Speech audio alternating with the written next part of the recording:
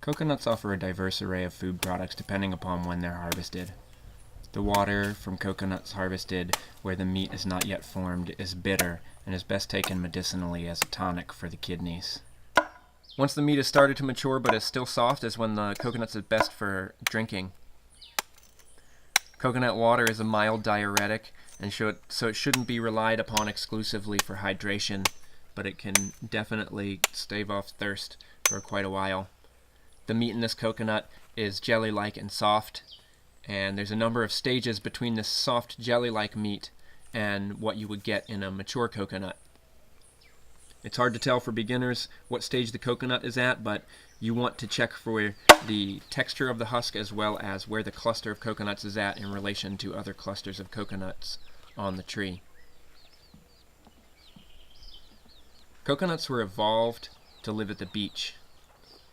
Coconuts have a specialized way of gathering water, where they draw fresh water that's riding on top of the salty beachside groundwater.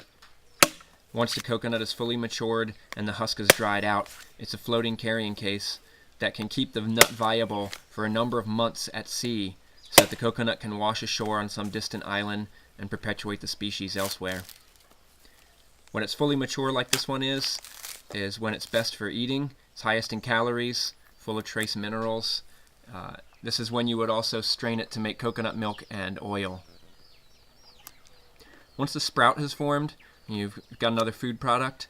You want to gather it while there's not too many roots. This one has a few roots, so it's not going to be so bad. Once it has a number of roots and is firmly in the ground, the nutritional value of the endosperm drops. The endosperm is the thickened part on the end of any sprout, and that thickened part is responsible for nurturing the young sprout until it's able to draw its nutrients from the ground. The meat, which was once thickened, like you saw in the last frames, is now shriveled and is very, very oily. Where the water was once at in the middle of the coconut, there's now a soft, spongy, cotton candy apple sort of textured endosperm, which is fluffy, light, tasty. I don't know, maybe some people compare it to angel food cake. I don't know if I'd go quite that far, but hey, survival situation, hunger makes for the best seasoning of all.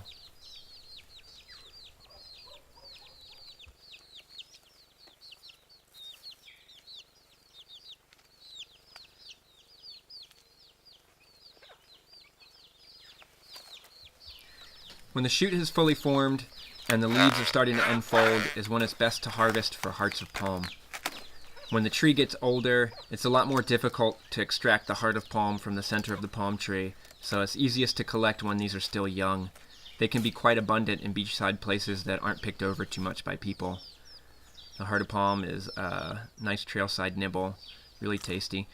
A little bit more coconutty than commercial heart of palm, really delicious. If you don't have modern tools, or even stone tools for that matter, you want to find a rock that comes to a rough point. Coconuts have 3 ridges going up the husk. What you want to do is you want to flip the coconut husk upside down, striking the top of the coconut centered on each of these ridges. Normally, the fibers, especially in a green coconut, are well bonded, but the husk on this coconut seems to have rotted. It shouldn't affect the meat on the inside, but the husk itself isn't holding together very well, and usually these ridges pop off quite easily when struck only a few times. This one is making me work quite a bit for it.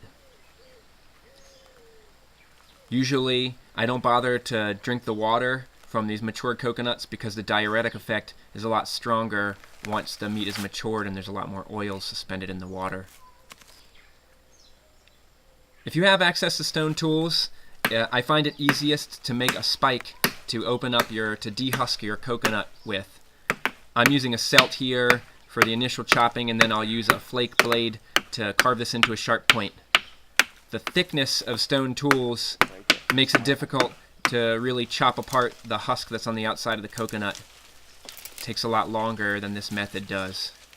Once I've gotten far enough through the tree, I'll break it off and then use that flake tool, which you can tell from that cut on my thumb is pretty sharp, and I'll use that to sharpen up the spike. What you want to do is you want to turn the coconut on its side and puncture each of those ridges, and using a downward thrust and twisting motion you can pry off the husk of the coconut. Another nice thing about removing the husk in this manner is that this husk is an excellent cordage material, and I'll save this and soak it for later extraction of these fibers.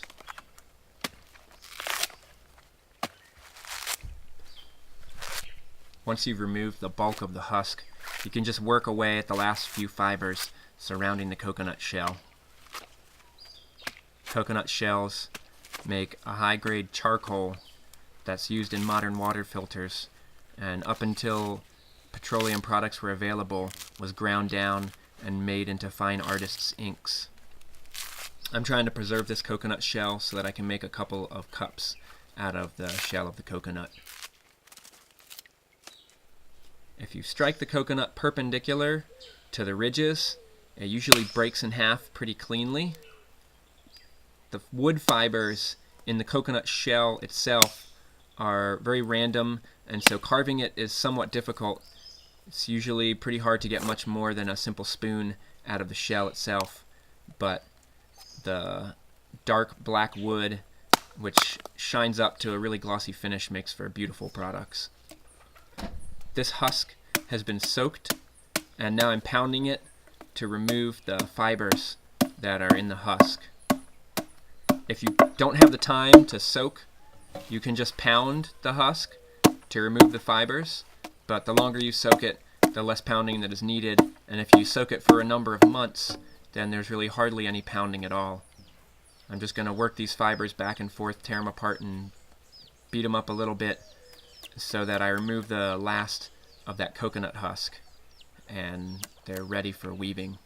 The mature coconut has a slightly rougher fiber, and the younger green coconuts have a softer, smoother fiber. The ancient Hawaiians would make ropes that were traded to mariners passing by on their long journeys on the Pacific. As you can imagine, the softer, supple ropes made from the green coconut fibers were in much higher demand among these mariners, as they were a lot easier on your hands. If you didn't treat the ancient Hawaiians very well, you better expect not to find any of that soft, supple rope in any supply. Since that was your only stop on most of your long voyages for thousands of miles, you really had no choice but to treat the locals with respect. The ropes made from this coconut sennet, as it's called, are very strong, almost unbreakable in short lengths, and long-lasting. The durability of the coconuts for open ocean voyages make this so that it's a somewhat saltwater resistant material, which is hard to find in plant fibers.